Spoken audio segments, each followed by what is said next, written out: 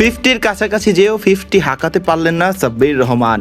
অল্পের জন্য সাব্বিরের হাফ সেঞ্চুরি মিসের দিন নর্দার্ন টেরিটরি স্ট্রাইকার্সের বিপক্ষে এবার জয় পেল বাংলাদেশ এইচপি দল। সাব্বিরের ব্যাটে টানা রান পাওয়াটা কি আভাস দিচ্ছে জাতীয় দলে তার ফেরার? তাহলে কি টপ এন্ড টি-20-র পারফরমেন্স দিয়েই নির্বাচকদের নজর কাটতে চলেছেন তিনি? পরবর্তী গন্তব্যটাই তাহলে জাতীয় দল না তো?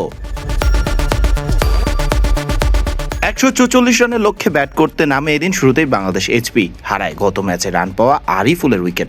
দলীয় 20 রানে আরিফুল ফিরলে পরেই ব্যাটিং অর্ডারে প্রমোশন পান সাব্বির রহমান। সাব্বির নামেন এদিন 3 নম্বরে ব্যাট করতে, তবে দলীয় 41 রানেই দ্বিতীয় হোঁচট খায় আবার বাংলাদেশ এইচপি।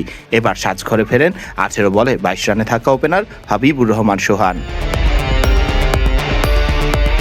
এদিনও ইনিংস বড় করতে ব্যর্থ হন আরেক ব্যাটার শামীম হোসেন পাটোয়ারি। গোটা টুর্নামেন্টেই শামীম নিজেকে হারিয়ে খুঁজে বেড়াচ্ছেন। নর্দার্ন টেরিটরির বিপক্ষে শামীম ফেরেন মাত্র 11 বলে 11 রান করে।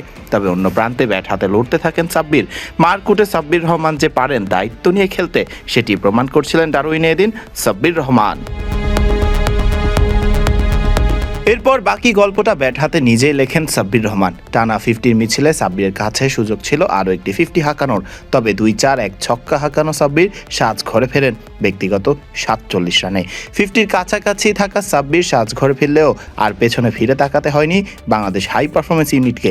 শেষ পর্যন্ত নর্দার্ন টেরিটরি স্ট্রাইকার্সের বিপক্ষে জয় নিয়েই মাঠ ছেড়েছে বাংলাদেশ এইচপি দল।